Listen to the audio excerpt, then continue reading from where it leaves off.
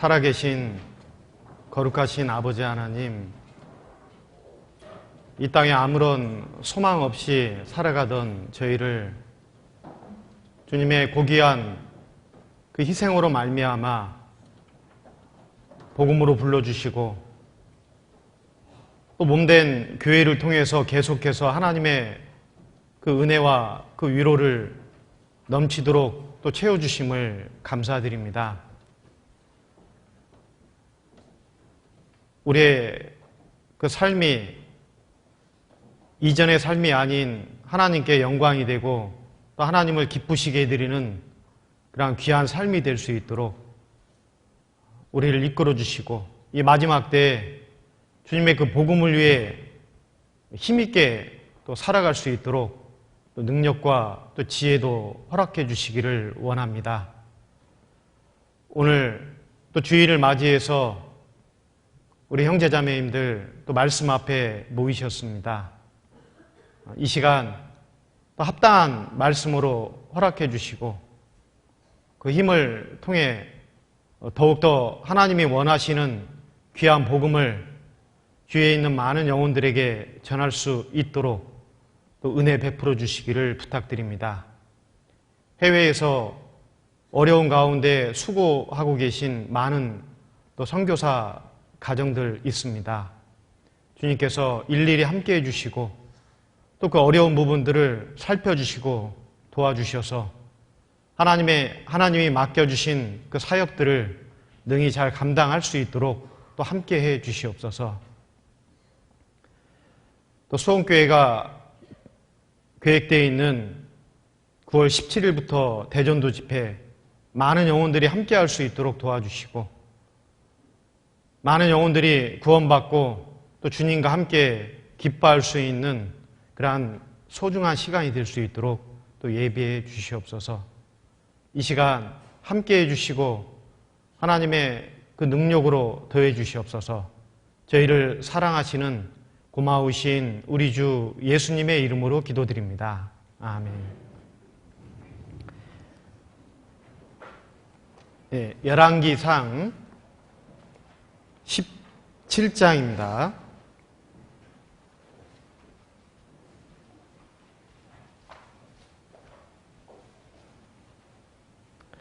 열왕기상 17장 구약성경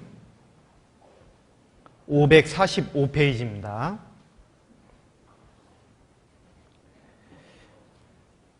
(1절부터) 길지만 23절까지 제가 읽어 올려드리겠습니다. 길르앗에 우거하는 자 중에 디셉 사람 엘리야가 아합에게 고하되 나의 섬기는 이스라엘 하나님 여호와의 사심을 가리켜 맹세하노니 내 말이 없으면 수년 동안 우루가 있지 아니하리라 하니라. 여호와의 말씀이 엘리야에게 임하여 가라사대 너는 여기서 떠나 동으로 가서 요단 앞 그리 시냇가에 숨고 그 시냇물을 마시라. 내가 까마귀들을 명하여 거기서 너를 먹이게 하리라. 저가 여호와의 말씀과 같이 하여 곧 가서 요단 앞 그릿 시냇가에 머물매 까마귀들이 아침에도 떡과 고기를 저녁에도 떡과 고기를 가져왔고 저가 시내를 마셨더니 땅에 비가 내리지 아니하므로 얼마 후에 그 시내가 마르니라. 여호와의 말씀이 엘리야에게 임하여 가라사대 너는 일어나 시돈에 속한 사르밧으로 가서 거기 유하라. 내가 그곳 과부에게 명하여 너를 공개하게 하였느니라. 저가 일어나 사르밧으로 가서 성문에 이를 때에 한 과부가 그곳에서 나무를 줍는지라. 이에 불러 가로되 청컨대 그릇에 물을 조금 가져다가 나로 마시게 하라. 저가 가지러 갈 때에 엘리야가 저를 불러 가로되 청컨대 내 손에 떡 한 조각을 내게로 가져오라. 저가 가로되 당신의 하나님 여호와의 사심을 가리켜 맹세하노니 나는 떡이 없고 다만 통에 가루 한 움큼과 병에 기름 조금뿐이라. 내가 나무가지 두엇을 주어다가 나와 내 아들을 위하여 음식을 만들어 먹고 그 후에는 죽으리라. 엘리야가 저에게 이르되 두려워 말고 가서 내 말대로 하려니와 먼저 그것으로 나를 위하여 작은 떡 하나를 만들어 내게로 가져오고 그 후에 너와 내 아들을 위하여 만들라. 이스라엘 하나님 여호와의 말씀이 나 여호와가 비를 지면에 내리는 날까지 그 통의 가루는 다하지 아니하고 그 병의 기름은 없어지지 아니하리라 하셨느니라. 저가 가서 엘리야의 말대로 하였더니 저와 엘리야와 식구가 여러 날 먹었으나 여호와께서 엘리야로 하신 말씀과 같이 통의 가루가 다하지 아니하고 병의 기름이 없어지지 아니하니라. 이 일 후에 그 집 주모되는 여인의 아들이 병들어 증세가 심히 위중하다가 숨이 끊어진지라. 여인이 엘리야에게 이르되 하나님의 사람이여 당신이 나로 더불어 무슨 상관이 있기로 내 죄를 생각나게 하고 또 내 아들을 죽게 하려고 내게 오셨나이까. 엘리야가 저에게 그 아들을 달라 하여 그를 그 여인의 품에서 취하여 안고 자기의 거처하는 다락에 올라가서 자기 침상에 누이고 여호와께 부르짖어 가로되 나의 하나님 여호와여 주께서 또 내가 우거하는 집 과부에게 재앙을 내리사 그 아들로 죽게 하셨나이까 하고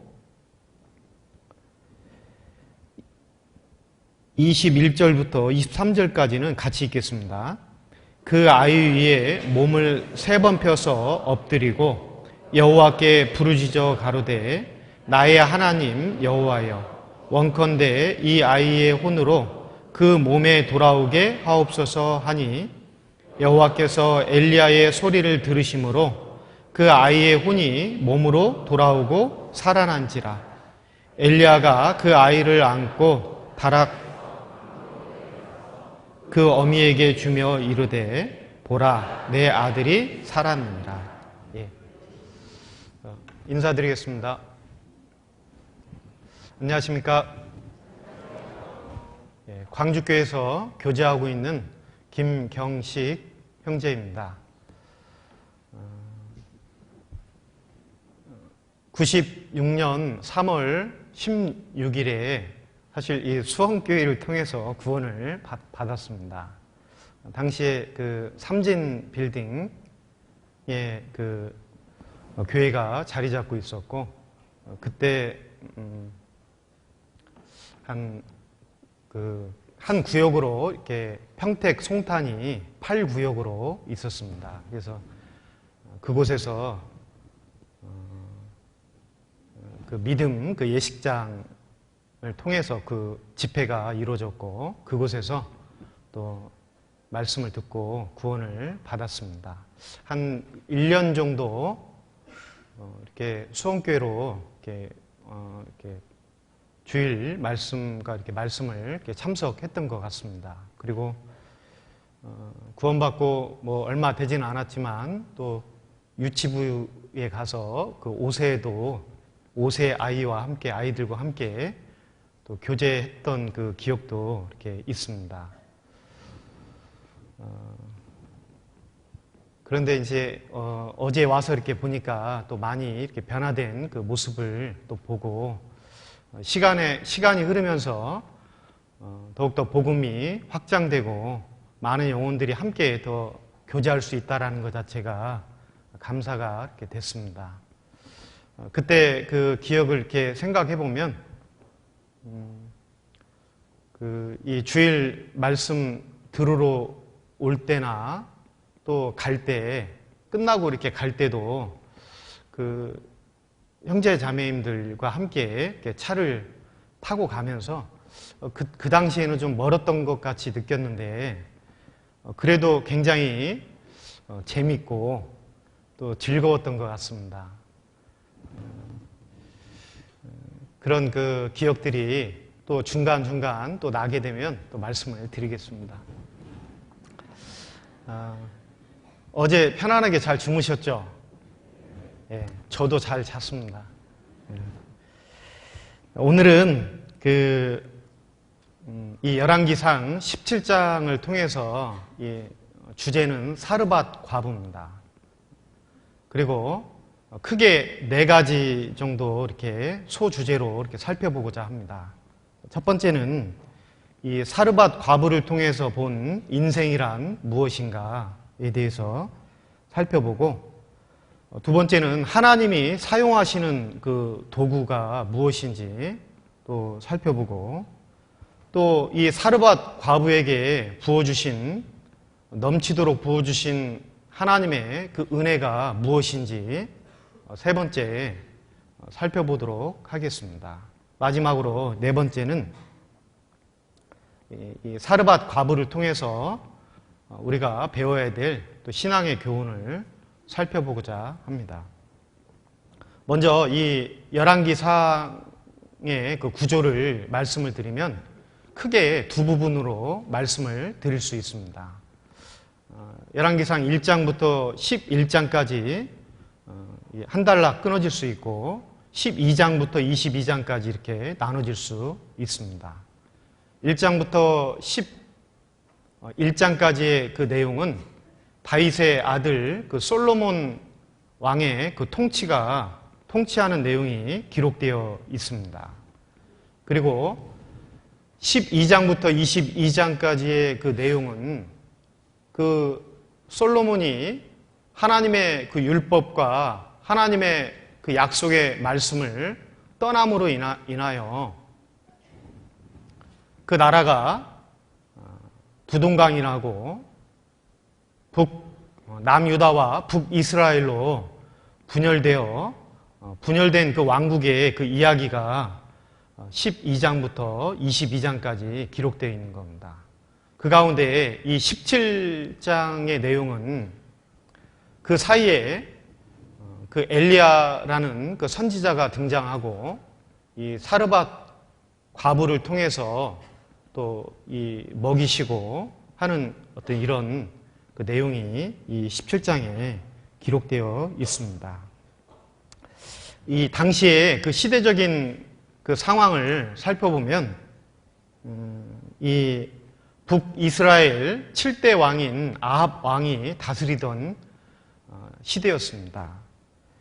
이 아합은 굉장히 그 악한 왕으로 기록되어 있고, 당시에 그 시대적인 배경은 굉장히 이스라엘 그 안에 신앙적으로 암울하고 아주 캄캄한 그러한 시기였다라고 여겨집니다. 이 아합과 이 이세벨은 바알과 그 아세라를 숭배하고 또 그것을 많은 사람들에게 또 확장시키는 그러한 일을 힘쓰던 그러한 시대입니다. 그래서 그 시대가 그 신앙적으로 굉장히 침체되고 힘든 어려운 그러한 시기였습니다. 그리고 특별히 성경에서는 그 시대를 여호와의 노를 격발하던 시대다라고 또 말씀하고 계십니다. 어차피 이 열왕기상 17장을 중심으로 보기 때문에 여기에 이 책갈피를 좀 하셨으면 좋겠습니다. 17장에 이렇게 하시면 좋을 것 같습니다. 16장을 보겠습니다. 16장 30절.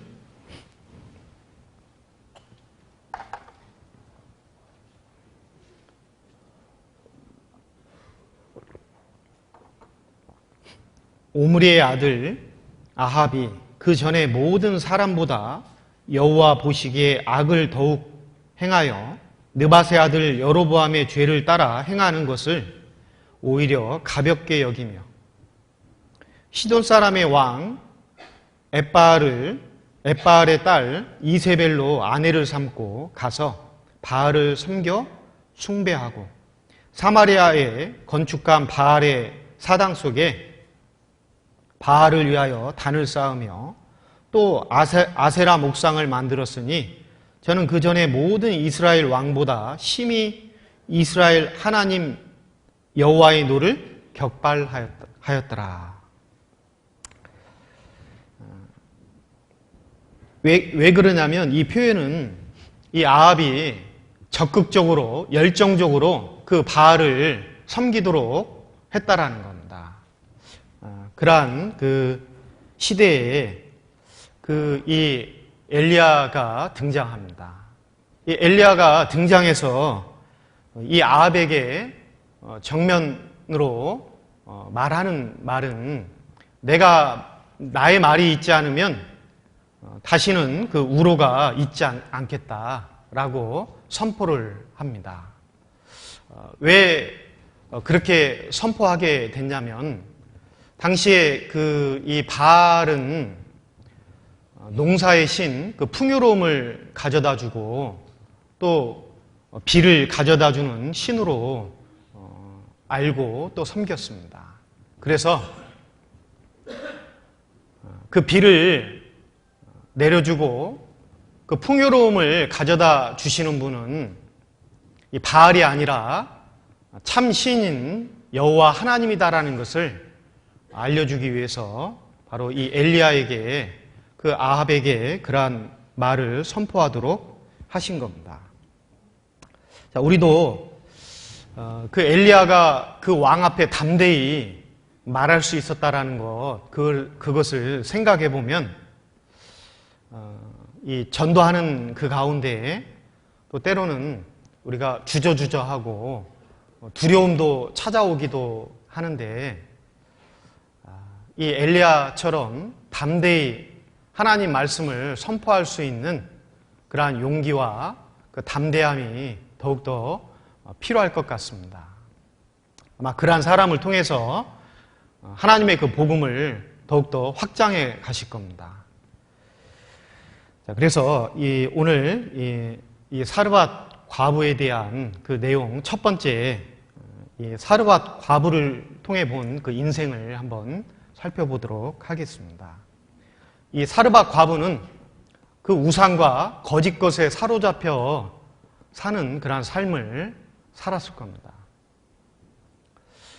이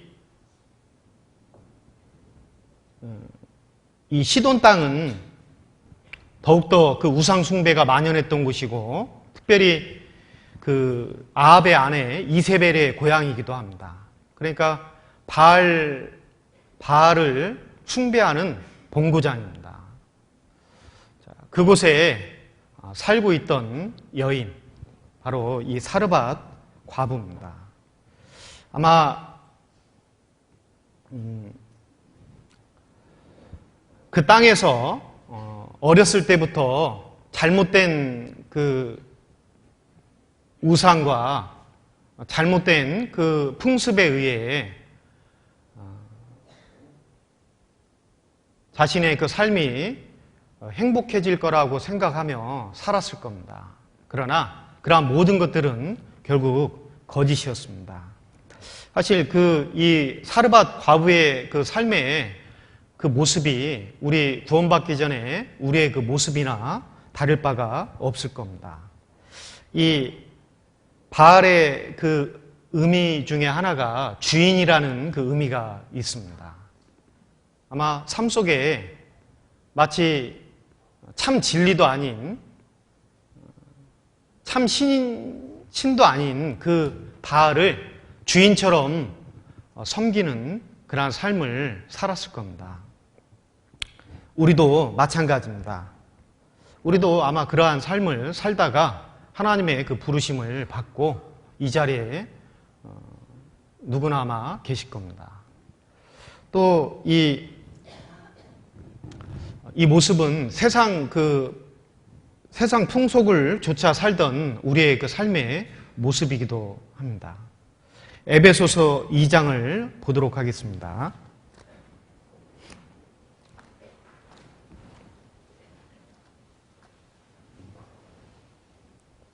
에베소서 2장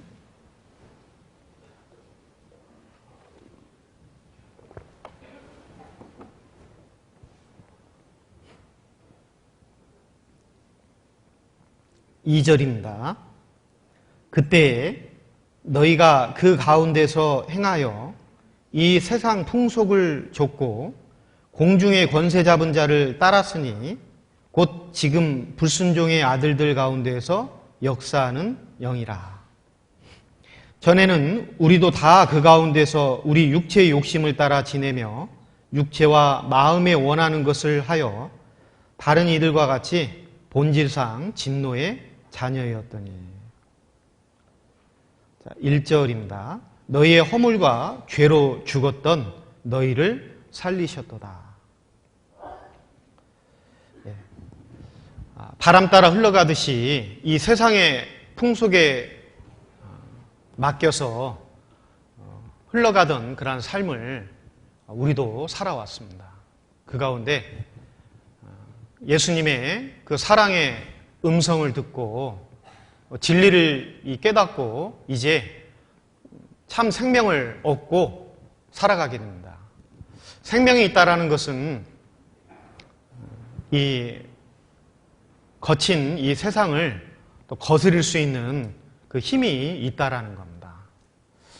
생명이 없이 죽은 것은 그 바다 물결 속에 이 해변으로 이렇게 밀려올 겁니다. 그러나 그러한 모든 것들을 거스리고 살 수 있는 사람이 바로 구원받은 그리스도인들입니다. 그래서 요한복음에 보면 우리는 세상에 살고 있지만 세상에 속한 자가 아니다라고 말씀하고 계십니다. 이 세상에 살아가고 있지만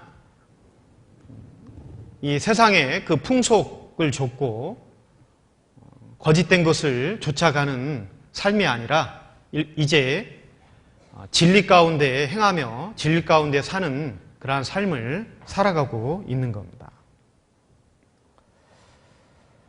자, 그리고 이 사르밧 그 과부의 그 삶을 생각해 보면 과부로서 당시에 살아간다라는 것은 보통 힘들고 어려운 부분이 아닐 겁니다.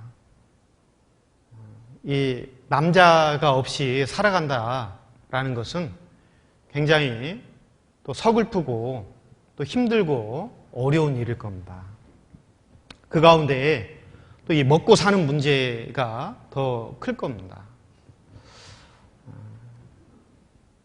이 사르밧 과부의 그 이 내용을 아까 이렇게 보면 이 삶이 너무 고되고 힘들기 때문에 그 통에 남은 그 얼마 남지 않은 가루와 병에 얼마 남지 않은 그 조금의 기름, 그것을 먹고 이제 생을 마감해야겠다라고 생각할 정도로 아주 비참한 그러한 인생을 살고 있었습니다.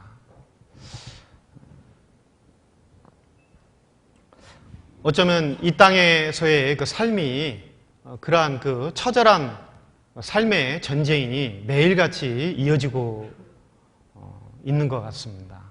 구원받기 전에도 그렇고 또 구원받고 난 이후에도 그러한 그 삶의 전쟁은 계속해서 이어지고 있습니다. 그리고 과부로서의 그 삶 속에 남편에게 진정한 사랑을 받아야 되는데 그 남편에게 진정한 그 사랑을 받을 남편이 없는 겁니다. 사람은 사랑받기 위해서 태어났습니다. 그 사랑을 받지 못하는 그 인생이었습니다. 그 여인이 만약에 하나님을 알지 못했다라고 한다면, 알지 못하고 그 인생을 마감했다라고 한다면 그 인생은 불쌍한 가운데서도 정말로 불쌍한 인생으로 생을 마감할 겁니다. 그러나 그 여인은 이 하나님의 어떤 분인지를 아는 그 신앙을 가지게 됩니다. 참 형편은 어렵고 힘들지만 그 안에 가장 가치 있고 귀한 것을 얻게 됩니다. 그리고 사실 진짜 그 위로해 줄 수 있고 진짜 사랑해 줄 수 있는 그 남편은 주님뿐입니다. 그 주님을 알게 됐다라는 겁니다. 그래서 이 발의 의미가 또 한 가지가 있는데 바로 이 남편이라는 의미도 또 있습니다. 아마 이 뭔가 다른 것에서 만족을 느끼려고 하고 얻으려고 했을 겁니다. 이 세상에 살고 있는 많은 사람들이 그러한 삶을 살아가고 있습니다. 우리도 그러한 삶을 살아가다가 진정한 남편인 주님을 만나게 된 겁니다. 로마서 7장입니다.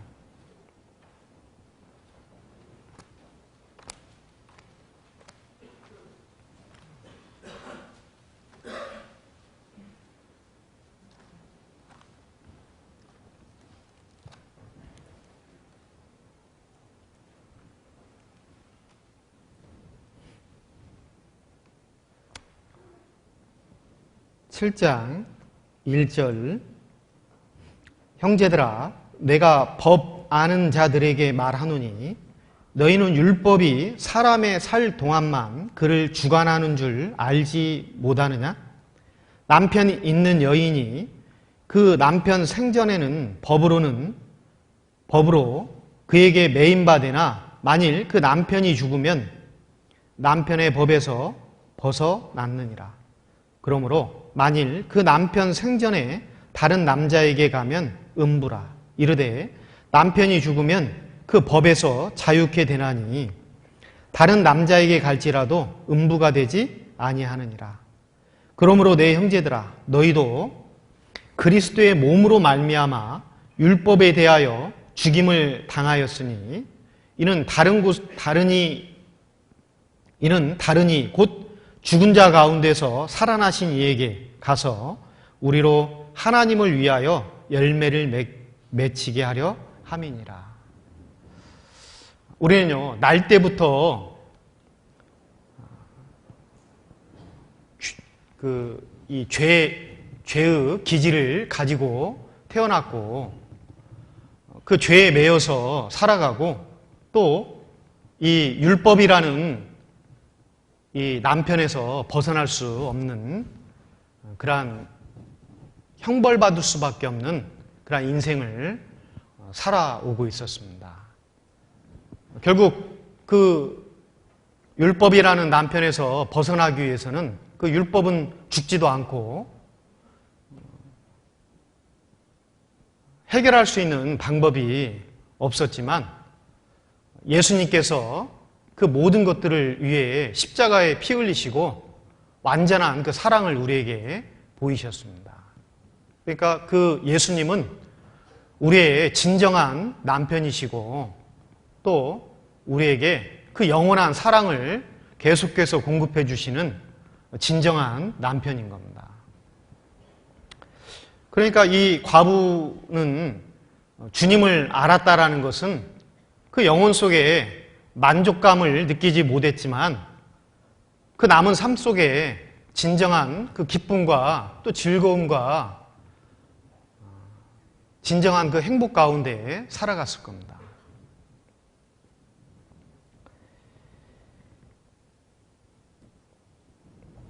그리고 이 과부의 그 삶을 생각해 보면 이 어떤 삶을 살아갔을까 한번 생각해 봤습니다. 이 땀과 슬픔과 눈물의 삶이었을 것 같습니다. 특별히 이 여인들은 눈물을 많이 흘립니다. 그렇죠? 왜 이렇게 그 눈물을 많이 흘리는지 모르겠습니다. 저도 이제 큰애를 군에 이렇게 얼마 전에 그 훈련소에 이렇게 입소시키고 이렇게 오는데 저희 자매가 계속 펑펑 울더라고요. 그래서 울지 말라고 해도 남자야 이렇게 그러한 것들을 이겨낼 수 있겠지만 여자는 특별히 더 눈물도 많고 연약한 것 같습니다.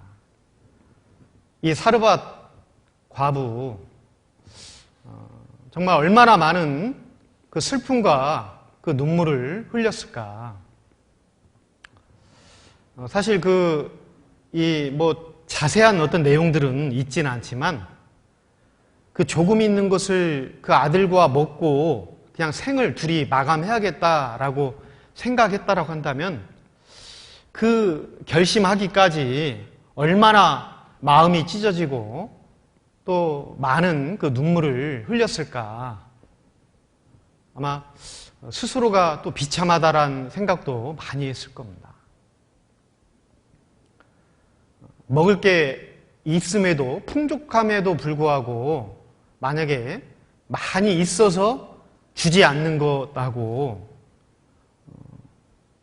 없어서 못 주는 것하고는 아마 차원이 다를 겁니다. 그녀의 그 삶의 그 모습을 보면 서글픈 그러한 인생입니다.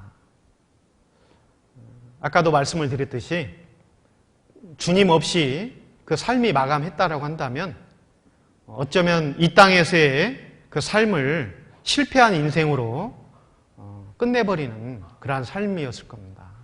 그러나 그 여인은 이방 여인이었고 또 그에게 주어져 있는 여러 그 환경은 너무나도 연약하고 부족한 그러한 환경들이었지만 그 여인은 가장 귀한 그 보석을 얻고 가장 귀한 것을 얻고 살아가는 그 여인이 되었습니다.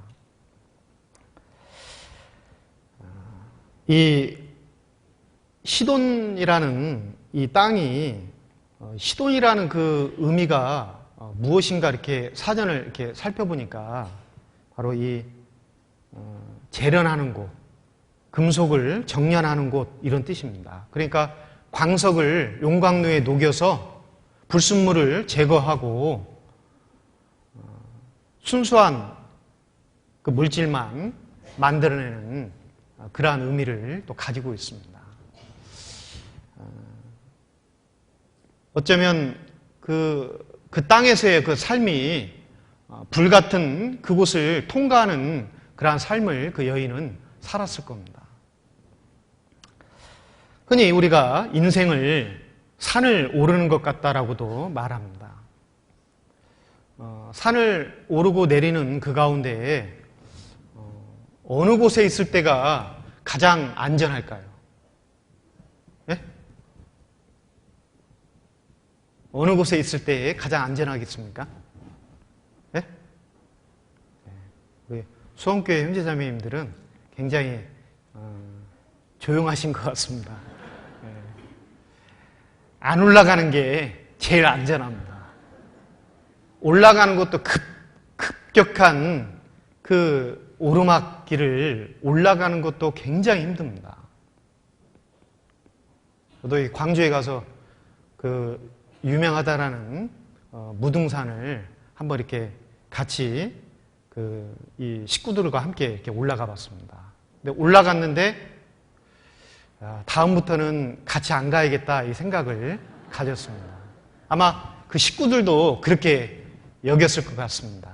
왜냐하면 올라가는 것도 힘들었지만 내려올 때는 더 힘들었습니다. 그래서 제가 제일 뒤에 이렇게 내려오게 됐는데 어쨌든 올라가는 것도 굉장히 힘들고 또 정상 부분에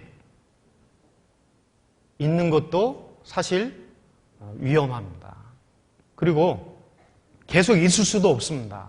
올라갔으면 어떻게 해야 되죠? 네, 내려와야 됩니다. 그러니까요, 평지는 쉬울까요? 평지도 계속 가보십시오. 안 힘든지. 힘들죠. 인생 자체는 끝이 없이 오르고 내리고 또 평지. 그러한 그 삶이 바로 인생입니다. 여러 가지 그 어느 곳에나 위험이 있고 어려움이 있는 겁니다.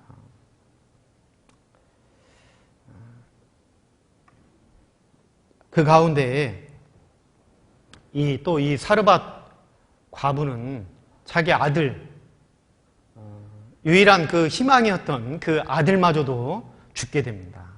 이 땅에서는 참 슬픈 일이 많이 있는 것 같습니다.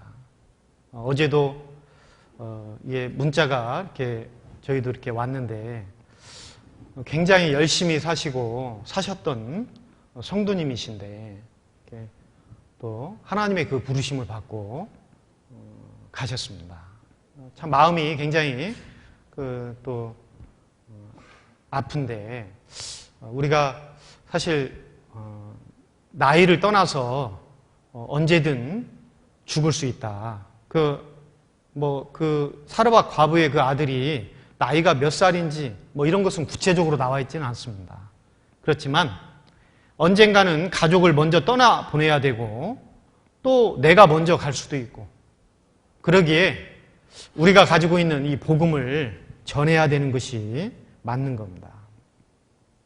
어쨌든 이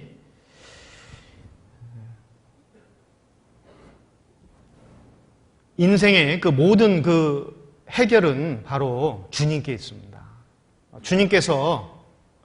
주님이 그 요한계시록에 보면 신랑 되신 주님입니다. 그렇죠? 그래서 신부가 남편을 위하여 단장한 것 같더라라고 되어 있습니다.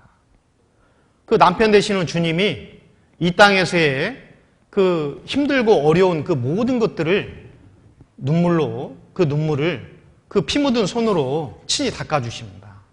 그래 얼마나 위로가 되겠습니까? 그 완전한 그 위로와 그 행복이 바로 그 영원한 천국에서 있는 겁니다. 우리는 이미 그 영원한 그 사랑과 은혜를 받은 사람들입니다. 가장 큰 그 행복을 얻고 사는 사람들입니다. 그리고 두 번째, 이 사르밧 과부를 통해서 생각해 보고자 하는 것은 하나님이 사용하시는 도구는 무엇인가에 대해서 한번 또 살펴보겠습니다. 하나님은 어떠한 것을 사용하시는가? 첫 번째는요, 지극히 평범한 것을 사용하십니다. 평범한 것을 들어서 하나님의 그 복음의 역사 가운데 사용하십니다. 이 엘리야라는 사람도 이 열왕기상 17장에 보면 특별히 설명되어 있는 게 없습니다. 그냥 디셉 사람, 그냥 엘리야 이렇게 되어 있습니다. 그러니까 그냥 작은 그 마을에 있는 그 평범한 사람.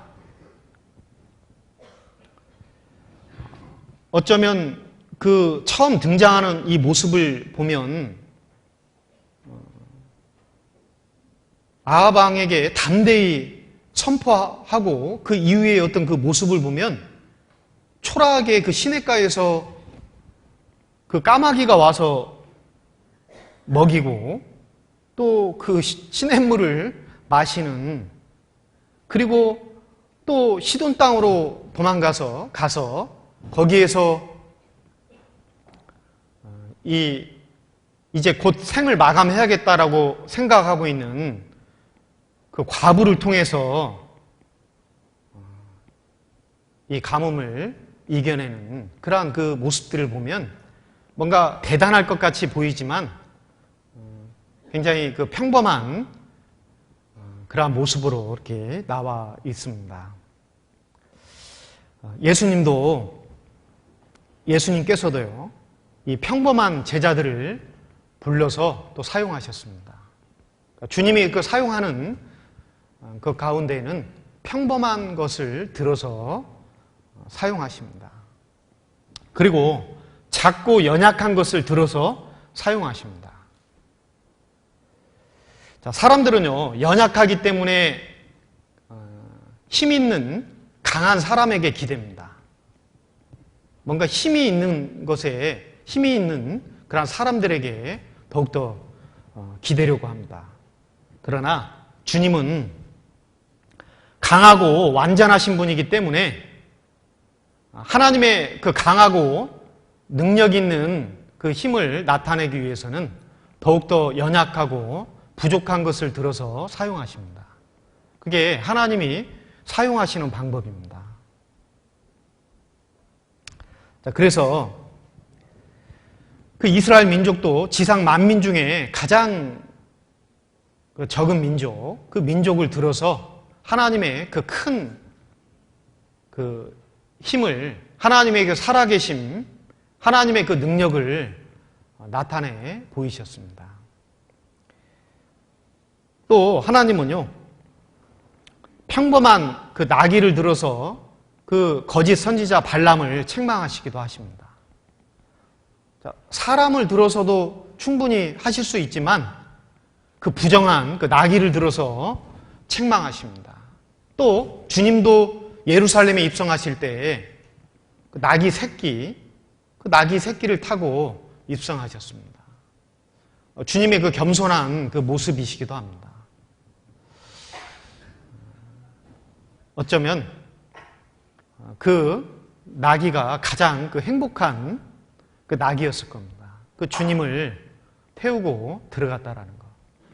자, 우리도 그 주님의 그 복음의 사역 가운데 아주 작은 일이라 할지라도 내가 그 나귀처럼 쓰임받을 수 있다라고 한다면 그보다도 귀하고 그보다도 가치 있는 것은 없을 겁니다.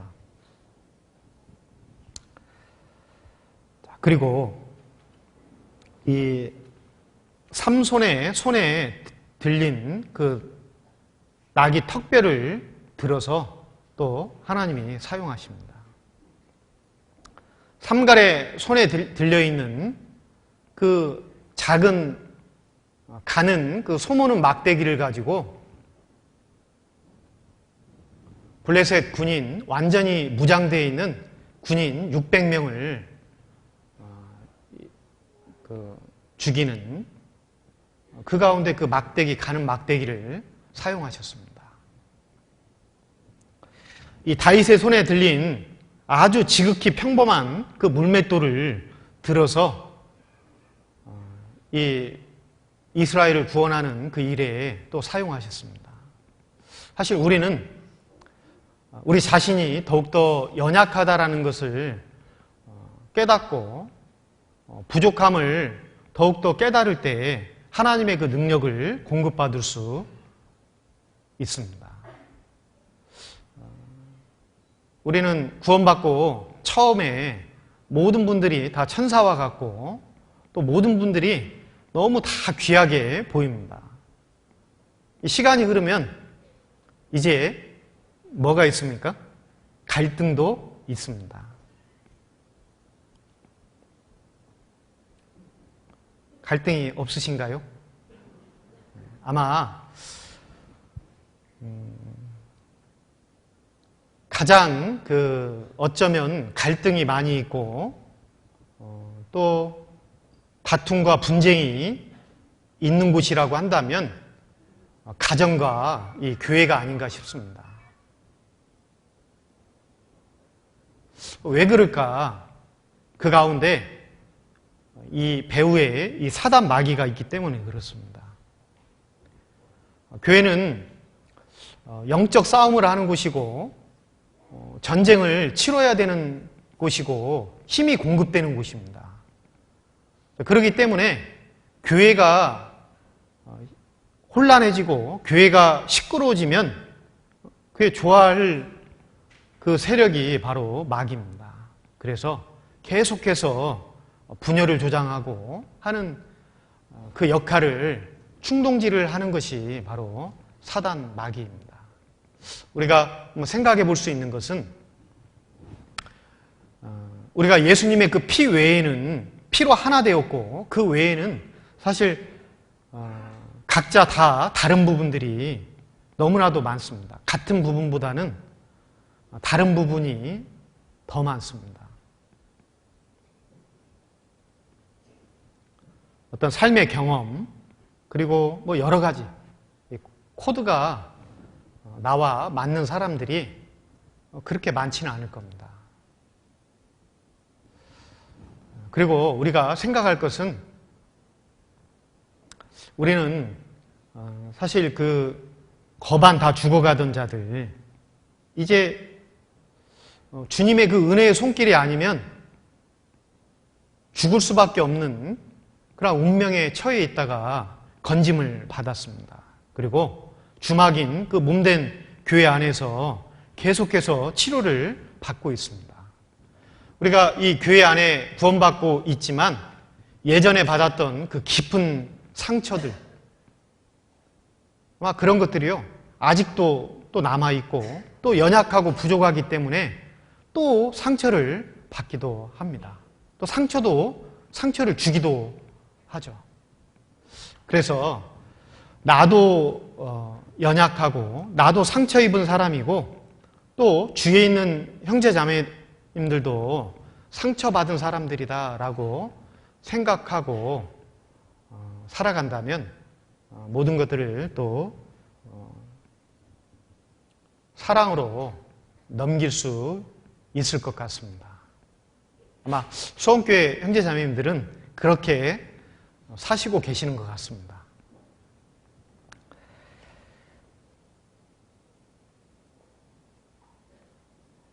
그리고 하나님의 그 도구로 쓰임 받는 그 사람은 말씀에 붙들려 사는 사람입니다. 이 엘리야가 그랬습니다.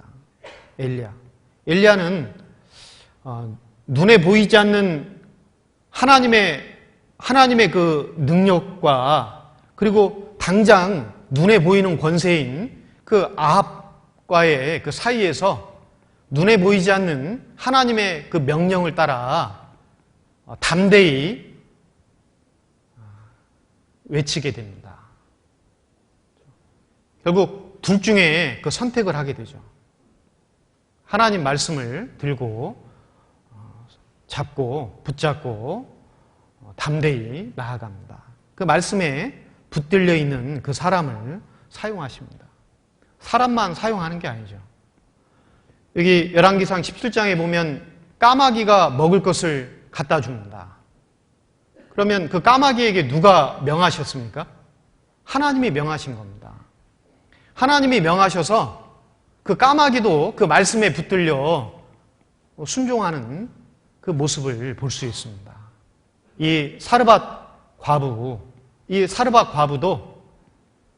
자기 상황이 그러한 비참한 현실이고 상황인데 그럼에도 불구하고 하나님의 그 약속의 말씀을 의지해서 나아갑니다. 결국 하나님의 그 구속의 역사 가운데 귀하게 사용받는 그 사람들은 그 말씀 가운데 붙들려 사는 사람이라는 것을 알 수 있습니다. 그리고 이 사르밧 과부에게 하나님이 부어주신 그 은혜가 무엇인가? 세 번째입니다. 첫 번째 말씀을 드리면 3년 반 동안 이 사르밧 과부와 그 아들은 이미 먹을 게 없어서 죽어야 될 운명이었습니다. 이미 그 3년 반을 버티지 못하고 진작 죽었어야 될 사람입니다. 자, 그런데 그 기근에서 그 그녀와 그의 그 아들은 살아남습니다. 어쩌면 새로운 생명을 주신 것과 같습니다. 자, 아마 우리도 마찬가지일 겁니다. 그 히스기야도 죽어야 됐지만 다시 생명을 얻고 15년이라는 그 기간을 다시 얻게 됩니다. 새로운 삶. 우리도 동일하게 이 생명이 연장이 됐습니다. 연장이 됐는데 얼만큼 연장이 됐습니까? 영원히 연장이 됐습니다. 그래서 영원히 그 천국에서 살게 된 겁니다. 얼마나 복된 인생입니까? 자, 이 기근에서 넘길 수 있는 그 은혜를 얻었습니다.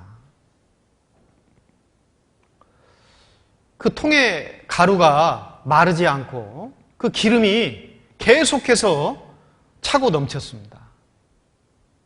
하나님의 은혜가 맞지 않습니까? 분명히 하나님의 은혜입니다. 자, 그리고 두 번째는 그 과부의 아들이 죽었습니다.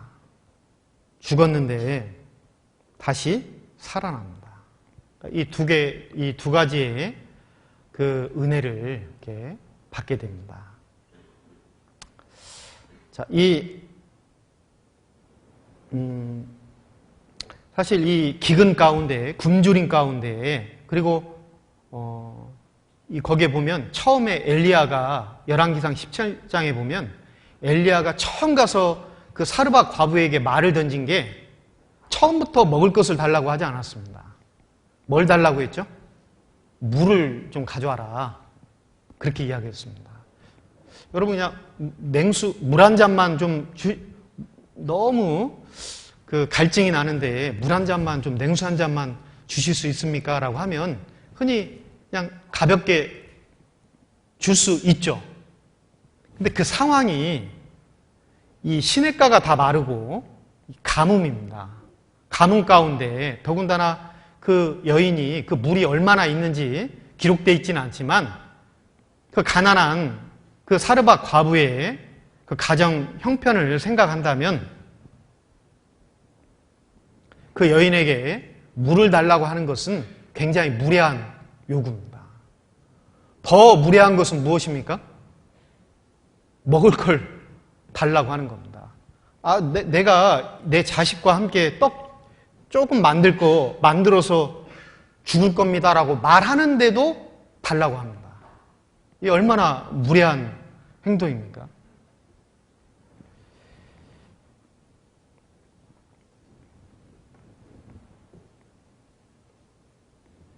어찌됐든 이 여인은 굉장히 그 마실 것 그리고 먹을 것에 의해서 아마 굉장히 그 고통을 받는 그러한 삶이었을 겁니다. 근데 이 과부의 모습이 우리가 구원받기 전에 그 모습이라는 겁니다.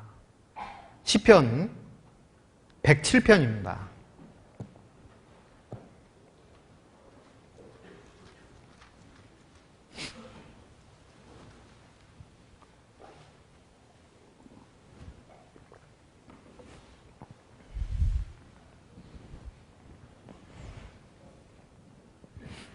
구약성경 882페이지입니다. 시편 107편 4절입니다. 저희가 광야 사막 길에서 방황하며 거할 성을 찾지 못하고 줄이고 목마름으로 그 영혼이 속에서 피곤하였도다. 사르밧 과부의 모습이기도 하였지만 우리가 구원받기 전에 우리의 모습이기도 하였습니다. 6절에 이에 저희가 그 근심 중에 여호와께 부르짖음에 그 고통에서 건지시고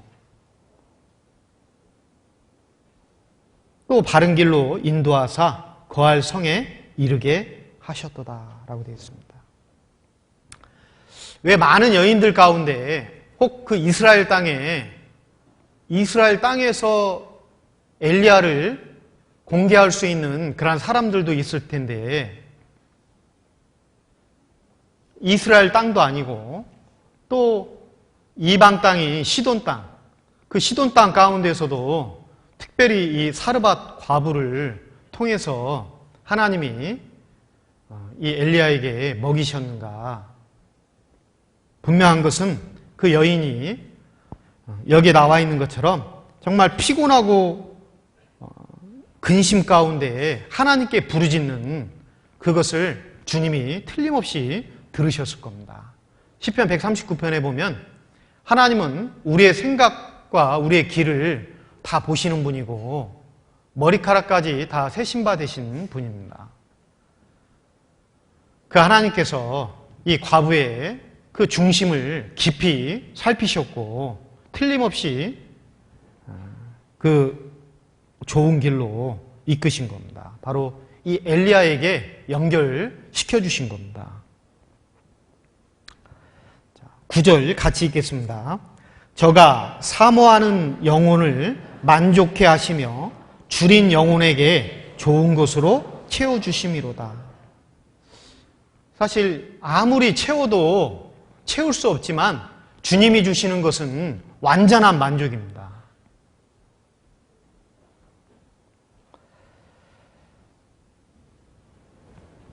그리고 이 두 번째, 이 사르밧 과부의 아들이 살아났습니다. 살아나는 은혜를 얻습니다. 그 아들이 몇 살이고 뭐 그런 내용도 사실 기록되어 있지는 않습니다. 그렇지만 그 아이가 만약 그 아들이 구원받고 죽었다라고 한다면 그 아들 입장에서 이제 무엇이 기다리고 있겠습니까? 예? 영원한 상급과 안식입니다. 그렇겠죠? 그리고 이 아들이 뭐 나이가 어린지 알 수는 없습니다. 어찌됐든. 뭐 안고 갔다라는 것을 봤을 때, 그리 크지는 않다라는 것은 알 수 있습니다.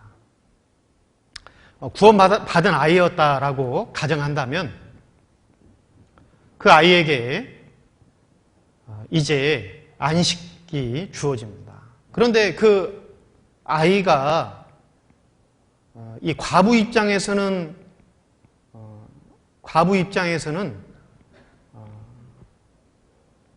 홀로 있던 그 이 외아들이 죽었습니다. 사실 얼마나 마음이 찢어졌을까. 다시 살아났습니다. 얼마나 기뻤을까요? 그런데 그 아이 입장에서는 천국을 보고 왔다라고 했을 때 그 아이 입장에서는 다시 와서 또 다시 죽음을 경험해야 됩니다. 그러면 그 아이 입장에서는 그걸 원하지 않을 수도 있을 겁니다. 성경 가운데는 죽었다가 다시 살아난 경우가 있습니다. 또 예수님도 다시 이 나사로를 그 무덤 가운데 있던 그 나사로를 살려내십니다. 이 나사로 입장에서도 다시 한번 죽음을 경험해야 됩니다. 이 땅에서의 어떤 삶은 순탄하지 않고 또 많은 위험이 있습니다. 그 산을 오르고 내리는 것처럼 그 종교 지도자들의 어떤 핍박을 받을 수도 있고 여러 위험이 있고 또 죽음의 그 고통을 또 겪어야 됩니다. 그런데 왜 다시 삶을 허락하셨을까? 그것은 주님의 그 복음에 귀히 사용하시기 위함입니다. 더욱더 귀하게 기회를 주시는 겁니다. 그리고 사실 아무나 그러한 기회를 주시지는 않을 겁니다. 주님을 위해서 죽을 각오를 한 그러한 사람에게 그러한 은혜가 아마 주어진다라고 생각합니다. 이 아이도 하나님을 아는 그 신앙 안에서 또 힘있게 살아갔을 겁니다.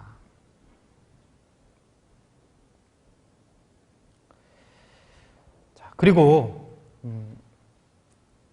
이 하나님의 이 은혜는 이 과부에게 사르밧 과부의 입장에서 생각했을 때 하나님이 부어주신 그 은혜, 통의 가루가 다하지 아니하고 병의 기름이 없어지지 아니하였다. 자, 이 과부에게 통의 가루가 없어지지 아니하고 그 기름이 마르지 않았다라는 것은 이 과부 입장에서는 그 통의 가루와 그 기름, 병 안에 있는 그 기름은 무엇과 같습니까? 생명과 같은 겁니다. 생명과 같은 거예요. 그러면 엘리야에게는 어떻습니까? 엘리야에게도 마찬가지입니다. 엘리야에게도 그 통의 가루와 그 기름의 안에 있는 이 기름병 안에 있는 기름은 엘리야에게도 생명입니다. 크나큰 그 은혜가 부어진 겁니다. 당시에 그 중동 지역에 비가 우로, 그러니까 비와 이슬이 내리지 않았습니다. 성경 안에서 비와 이슬은 하나님의 은혜를 의미합니다. 그 어느 곳에도 비와 그 이슬이 내리지 않았지만 한 곳, 그 이방 땅, 그 한 가정에 사실 보이지 않는 그 비와 그 이슬이 넘치도록 부어진 게 바로 이 사르밧 과부의 가정이었습니다. 이방 여인. 자, 그러니 하나님의 그 은혜가 얼마나 컸겠습니까? 그는 그와 그 아들이 살 수 있는 그 생명이었습니다. 자, 우리에게도 마르지 않는 하나님의 은혜가 있습니까? 없습니까? 있습니다. 분명히 있습니다. 인생길을 광야라고 이야기합니다. 구원받고 그 광야를 걷는 그 가운데 하나님께서 매일매일 부어주시는 그 은혜가 있었습니다. 그렇죠? 먹을 양식, 만나와 또 그 물이 계속 공급되었습니다. 마찬가지로 우리에게도요, 생명을 유지할 수 있는 매일매일의 그 은혜가 주어집니다. 그래서 성경에 보면 사람이 권세 있는 자의 떡을 먹으며 하나님이 식물을 충족히 주셨다라고 되어 있습니다. 우리에게 매일같이 주시는 그 풍족히 주시는 그 은혜가 있지 않습니까? 분명히 있습니다. 그것은요, 때를 따라 돕는 은혜입니다. 우리에게 주시는 생명, 그 주님의 은혜는요, 마르지 않습니다. 바로 주님의 그 말씀이 생명입니다. 우리는 계속해서 그 말씀을 통해서 공급받고 살아갑니다. 그럼 우리가 해야 될 것은 무엇이냐? 그 말씀 앞에 잘 묶여 있으면 됩니다. 매여 있으면 됩니다. 그러면 이 사르밧 과부가 그 기근과 환난 속에서, 어려움 속에서 잘 이겨냈듯이 이겨낼 수 있는 겁니다. 영원히 목마르지 않는 그 샘물은 주님을 통해서만 공급됩니다. 요한복음 4장입니다.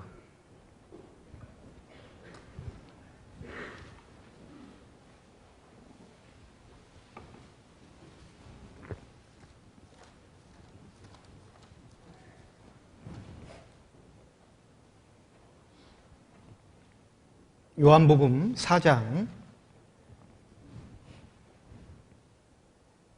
13절입니다.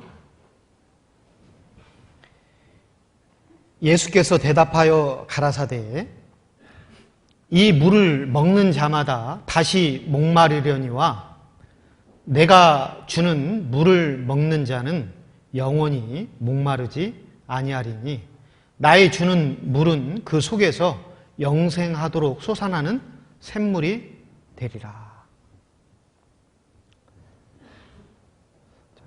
이 주님이 주시는 그 영생의 물 계속해서 공급됩니다. 우리도요, 계속해서 우리에게 부어주시고 공급해 주시는 그 물이 있습니다. 바로 이 구약과 신약이라는 그 말씀의 물입니다. 계속해서 우리에게 공급되고 있습니다. 우리는 그 말씀 가운데 또 붙들려 살아가야 됩니다. 자, 그리고 이 사르밧 과부에게 주셨던 그 은혜 가운데 하나, 아까 시편 107편에 나와 있는 것처럼 광야에서 방황하고 그 고통 가운데 부르짖습니다. 그러니까 이 고통을 무엇으로 표현할 수 있냐면 쓴 것으로도 표현할 수 있습니다. 우리가 주님을 만나기 전에 그 모습은 이 사르밧 과부처럼 쓰디 쓴 그 인생을 살아왔다라고 말씀을 드릴 수 있습니다. 쓰디 쓴 인생이 아닌 그 쓴 물 가운데에 절여져 있는 그런 상태였습니다.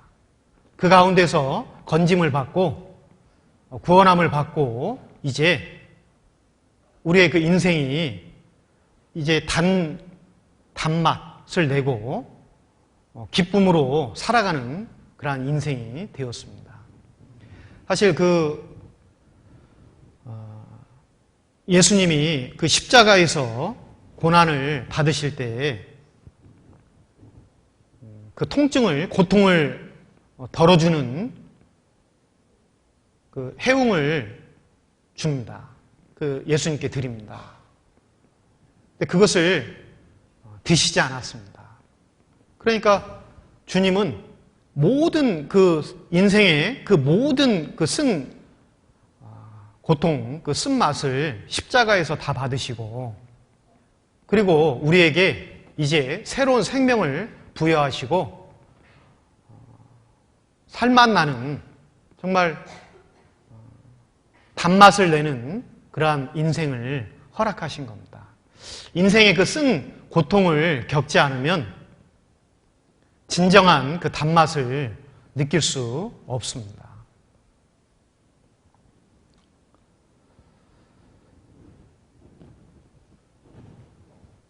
이 물고기도 그렇더라고요. 물고기도 제가 이 섬진강과 금강의 그 물고기를 이렇게 먹어보니까 똑같은 종인데 다릅니다. 맛이 달라요. 누군가가 그 쏘가리를 잡아가지고 가져왔었습니다. 쏘가리를 잘 잡는 분이. 근데 이 맛이 다르더라고요. 금강과 섬진강에서 잡은 그 물고기가. 어느 강이 더 맛있을까요? 네? 네. 대부분 아마 섬진강일 거예요. 그런데 금강이 훨씬 맛있습니다. 왜냐하면 섬진강은 이 강폭이 넓습니다. 그리고 이 물의 흐름이 잔잔합니다. 그런데 이 금강은요, 이 강폭이 좁고 굉장히 물살이 거칩니다. 그 가운데 그 물살을 거스리며 산 그 물고기가요, 확실히 맛이 다릅니다. 그러니까 인생도 그런 것 같습니다. 많은 고통 가운데 어떤 그 사르밧 과부처럼 거의 죽음 직전까지 간 그 상황에서 이 복음을 접한다라고 한다면 금방 깨닫지 않습니까? 또 구원받고 난 이후에도 마찬가지인 것 같습니다. 구원받고 난 이후에도 우리에게 크고 작은 많은 그 고통과 그 시련이 계속해서 주어지는 것 같습니다. 사실 고통스럽고 아프지만 그럴수록 더욱더 이 단맛을 낼 수 있는 또 하나님의 그 은혜인 것 같습니다. 그래서 우리가 사실 희생하고 헌신해야 되는데 때로는 그 고통이 따르기 때문에 또 피하기도 합니다. 저도 뭐 그런 적도 있고 또 아마 우리 형제자매님들도 꼭 그런 적들이 있을 겁니다. 그런데 진짜 그 단맛을, 신앙의 단맛을 느끼기 위해서는 사실 그 고통 가운데 함께 참여하고 함께 한다라고 한다면 더 그 단맛을 느낄 수 있을 겁니다. 그래서 주님을 통해서 이제 진짜 그 단맛을 내는 그런 삶이 되었습니다. 그리고 이제 마지막으로 이 사르밧 과부를 통해서 살펴보고자 하는 몇 가지 교훈을 좀 살펴보겠습니다.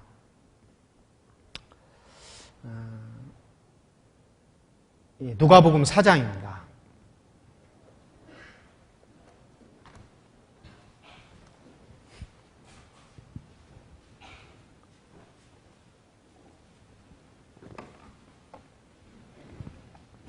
누가복음 4장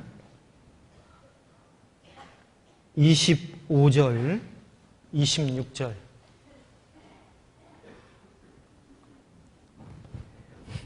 같이 한번 읽겠습니다.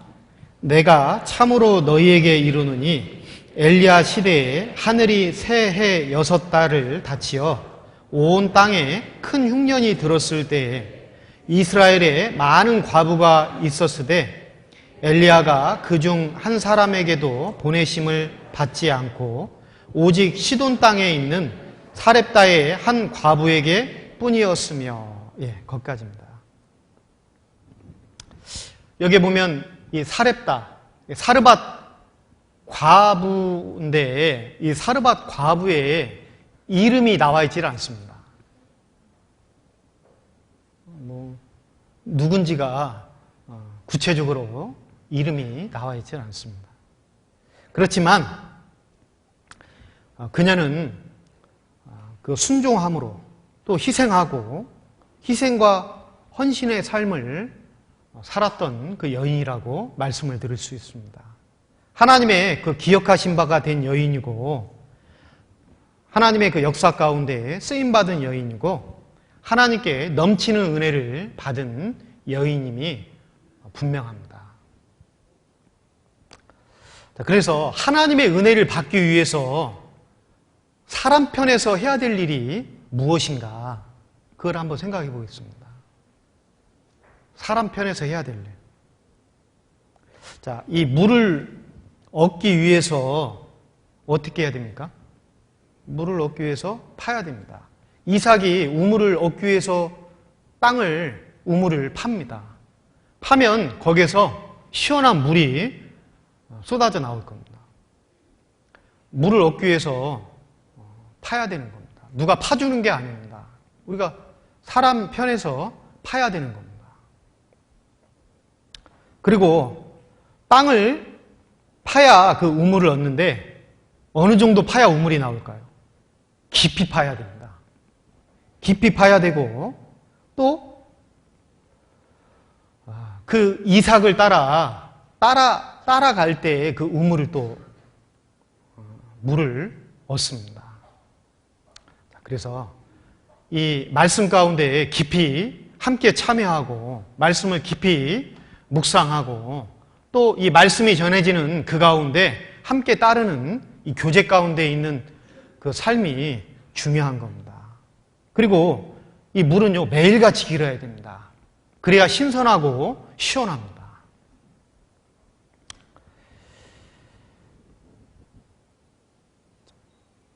열왕기하 4장을 보겠습니다.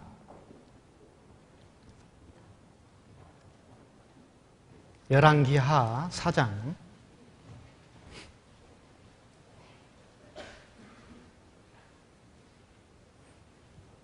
구약성경 566페이지입니다. 열왕기하 4장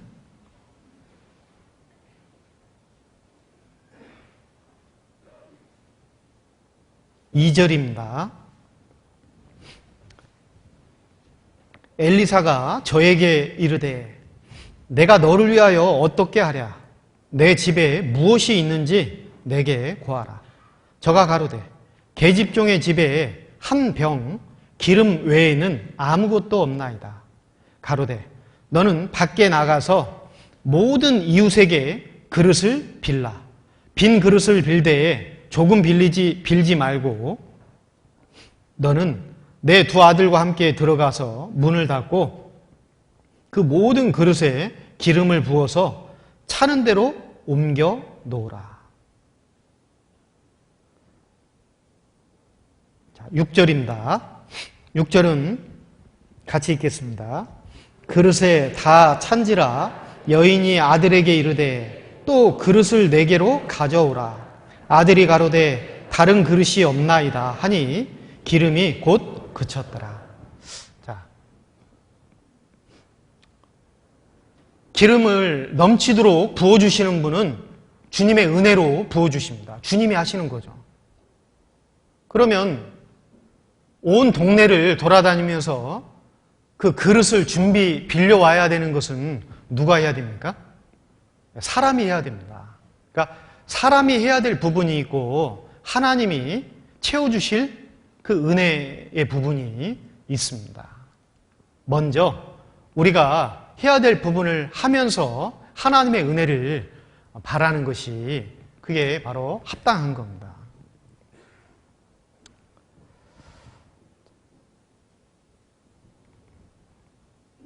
그리고 그 은혜를 받기 위해서 그 은혜의 보좌 앞에도 또 나가야 됩니다. 그 가운데 그 즐거움이 있고 흡족하게 또 마실 수가 있습니다. 자, 그리고 그 주님이 채워주시는 그 말씀의 그 은혜는 더욱더 든든히 세워지고 또 그 가운데 기쁨과 소망으로 인한 그 기쁨과 그 즐거움 가운데 또 힘있게 또 살아갈 수 있는 겁니다. 자, 이 말씀을 멀리하게 되면 어떻게 될까요? 이제 반대 현상이 벌어집니다. 이사야서 33장입니다.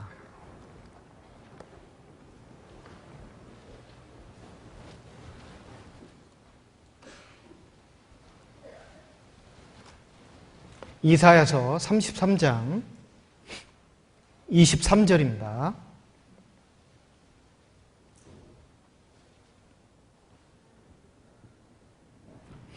너의 돛대줄이 풀렸었고 돛대 밑을 튼튼히 하지 못하였었고 돛을 달지 못하였었느니라. 때가 되면 많은 재물을 탈취하여 나누리니 저는 자도 그 재물을 취할 것이며. 여기 보면 돛대줄이 풀렸습니다. 그리고 그 돛대 밑을 튼튼히 하지 못했습니다. 그러면 이 배는 뜰 수가 없는 겁니다. 그렇죠? 먼저 이 돛대줄을 튼튼히 하고 이 돛대 밑을 튼튼히 해야 되는 겁니다. 자, 그리고 이 사르밧 과부의 그 순종을 통해 또 우리가 그 교훈을 또 얻어야 됩니다. 자, 중요한 것은요, 이 순종이라는 것은 이 사르밧 과부가 순종한 그 순종에서 이 순종은 뭐냐? 순종은 약속을 근거로 한 의지하는 거다. 자, 네가 먼저 그렇게 하면 통의 가루가 마르지 않고 없어지지 않고 기름이 마르지 않을 거다라는 그 하나님의 약속이 주어졌습니다. 그 약속을 의지하고 그 순종을 하게 됩니다.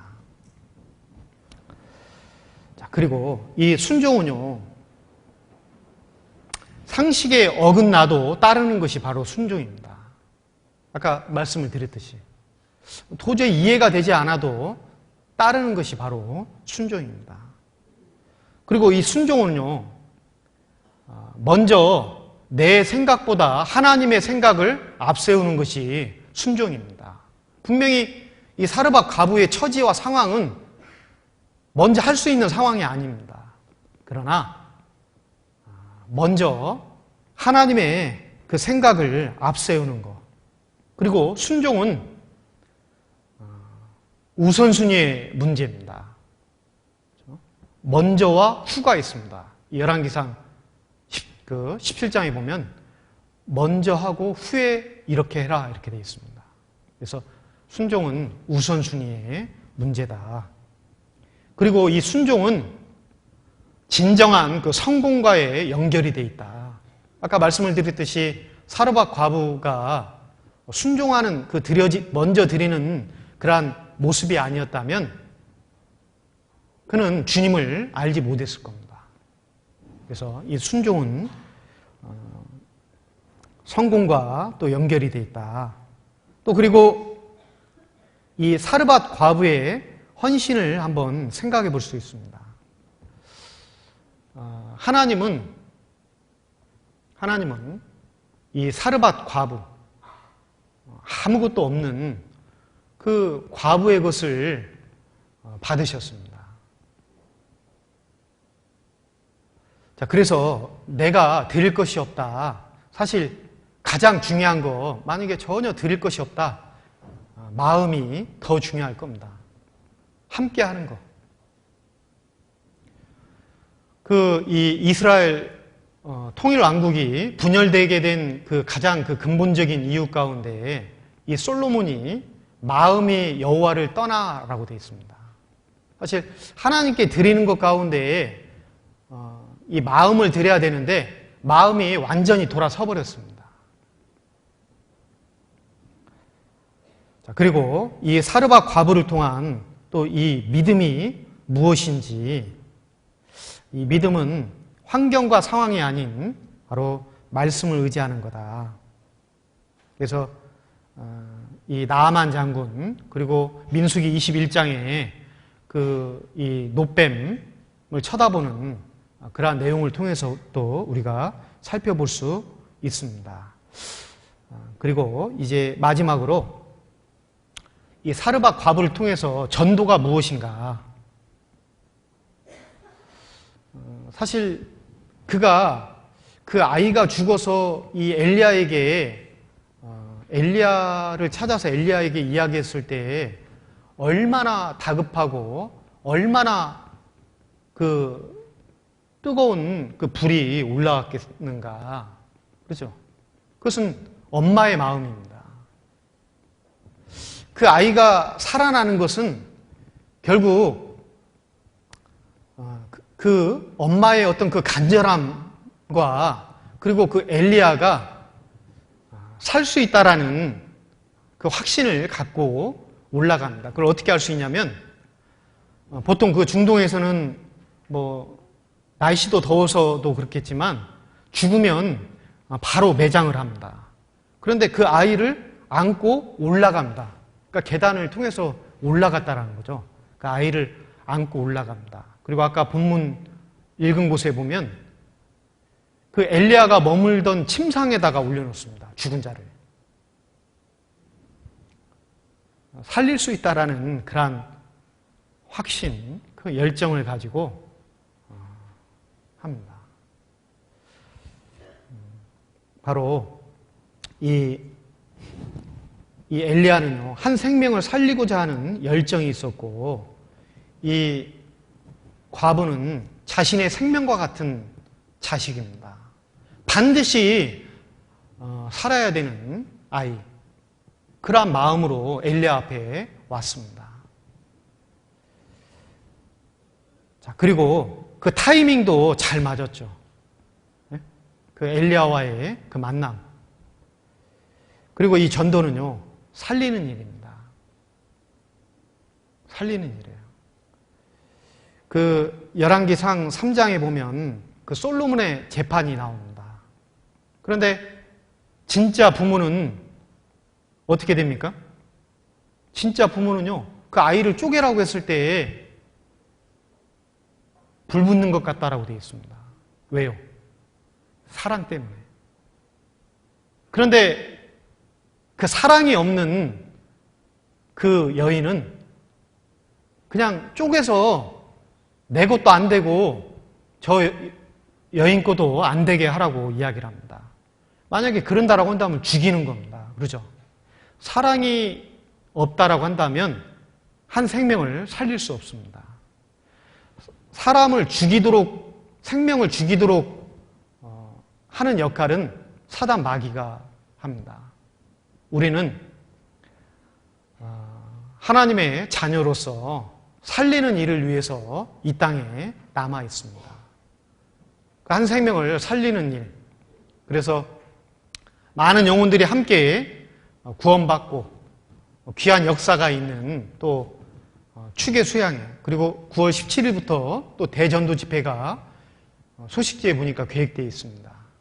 그것을 위해서요, 먼저 내 마음속에 뜨거운 그 엄마의 어떤 그 마음처럼 그 뜨거운 사랑이 없다면 그 뜨거운 마음을 하나님께 달라고 더 기도해야 되겠습니다.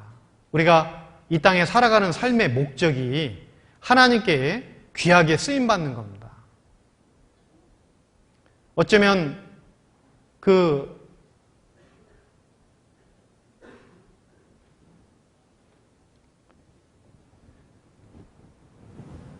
뽕나무에 올라갔던 그 삭개오, 그 삭개오가 여러 그 형편과 상황 속에서 보면 아마 키도 작고 많은 사람들이 있기 때문에 도저히 그 예수님 앞에 갈 수 없었지만 바로 이 뽕나무를 통해서 주님과 만남이 이루어졌습니다. 우리가 나무들 가운데 백향목같이 정말 귀하고 귀한 나무들도 있지만 정말 이름 없는 그 뽕나무처럼 살아가더라도 나를 통해서 또 다른 영혼들이 주님께 연결될 수 있다고 한다면 그것은 너무나도 가치 있는 일이고 귀한 일입니다. 그래서 마무리를 하면 오늘 이 주제가 사르밧 과부였고 네 가지 그 소주제를 가지고 살펴봤습니다. 사르밧 과부를 통해서 그 인생을 우리가 구원받기 전에 그 인생과 살펴보았고 또 하나님이 사용하시는 그 도구가 무엇인지 또 사르밧 과부에게 넘치도록 부어주신 그 은혜가 그 과부에게만 부어진 게 아니고 우리에게도 동일하게 부어졌음을 또 살펴보았습니다. 그리고 사르밧 과부를 통해서 희생과 헌신과 순종하는 그리고 전도하는 그 모습을 살펴보았습니다. 더욱더 그 힘있게 주님 오시는 그날까지 이 믿음의 대열에서 떨어지지 않고 함께 힘쓰다가 주님 앞에 섰으면 좋겠습니다. 같이 기도드리겠습니다.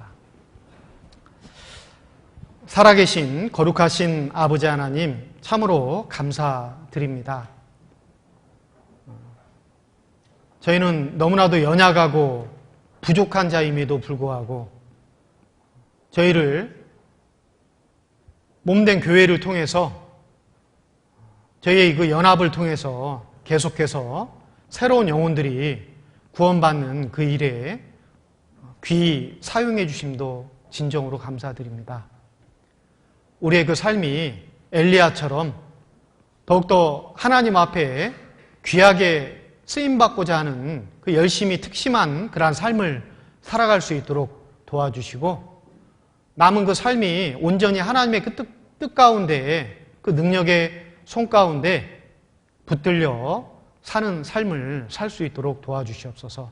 주님 앞에 서는 그날 잘했다라는 그 칭찬을 받기에 부족함 없는 그러한 삶이 될 수 있도록 이끌어 주시기를 원합니다. 수원교회가 계속해서 복음의 그 부흥의 역사가 일어날 수 있도록 주님께서 함께해 주시옵소서. 저희를 사랑하시는 고마우신 우리 주 예수님의 이름으로 기도드립니다. 아멘.